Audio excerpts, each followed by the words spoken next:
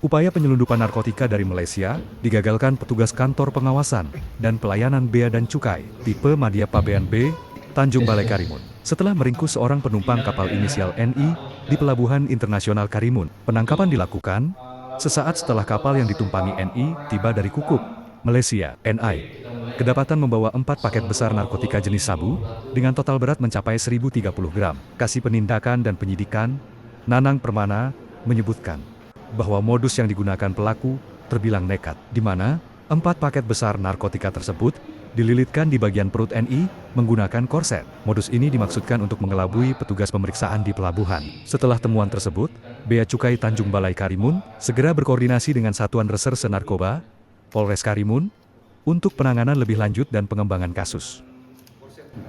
Alhamdulillah, setelah dilakukan pemeriksaan mendalam, ditemukan barang berupa sabu yang dililitkan di badannya berjumlah 4 paket. Jumlah awalnya setelah kami lakukan penimbangan pertama itu 1030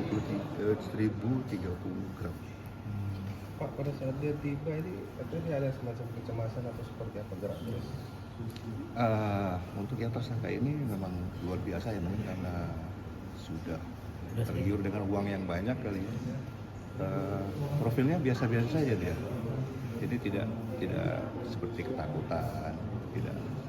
Ketika dibawa ke kantor kami untuk pemeriksaan mendalam untuk mengidentifikasi apakah barang itu narkotika, baru kelihatan seperti ketakutan.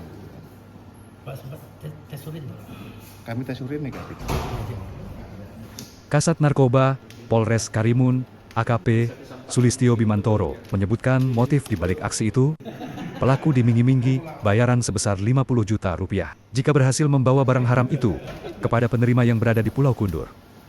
Lalu petugas dari Bea dan Cukai itu memeriksa tersangka, lalu ditemukan lilitan sabu yang setelah ditimbang beratnya 1 kilo. Atas kejadian tersebut, lalu petugas Bea dan Cukai mendatangi Polres Karimun, khususnya Sat Narkoba, untuk melakukan koordinasi dan pendalaman lebih lanjut.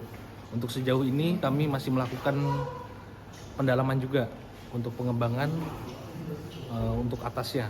Jadi kita tidak sampai di sini saja, kita terus melakukan pengembangan sampai ke akar-akarnya.